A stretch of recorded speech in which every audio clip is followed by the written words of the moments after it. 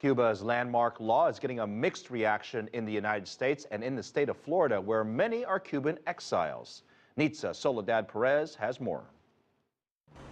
It's official. Cuba is about to open for international business. And the Cuban exile community in the U.S. has mixed feelings about it. For older generations, change in Cuba is a concept hard to grasp. Don't even dream about it. That is dreaming the impossible. How many years we've been wanting this? More than 50, and nothing has changed. I don't have an opinion about those laws because those laws are written by communists. My country is Cuba, but for me, it died a long time ago. For many others living in Miami, Cuba is very much alive. Hugo Cancio is a CEO of On Cuba. He prints 2 cultural magazines, and all its content is produced on the island by non-paid collaborators. As a successful Cuban American living in the United States, now my country of origin is giving me the opportunity to return back to my island and be able to participate. And I'm grateful and I'm glad, and we will do so. But international companies that now choose to do business in Cuba under this new law still face a tough challenge, the Helms-Burton Act, an American law that says that if you do business in Cuba, forget about doing business in the United States.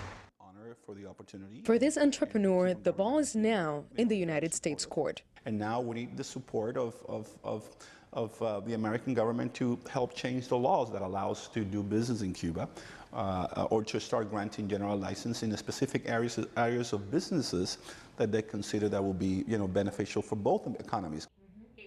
Elena Freire, another member of the Cuban exile, also welcomed the news.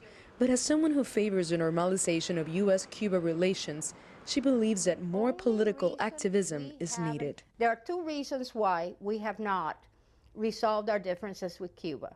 One, the fact that the Cuban diaspora has never pushed for it. They're beginning to push for it now.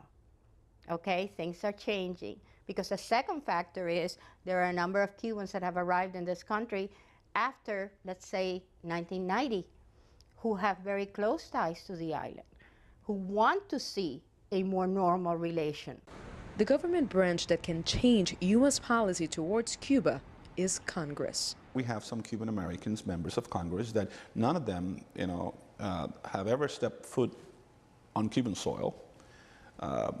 They were not born in Cuba. In my personal opinion, they could care less about the Cuban people.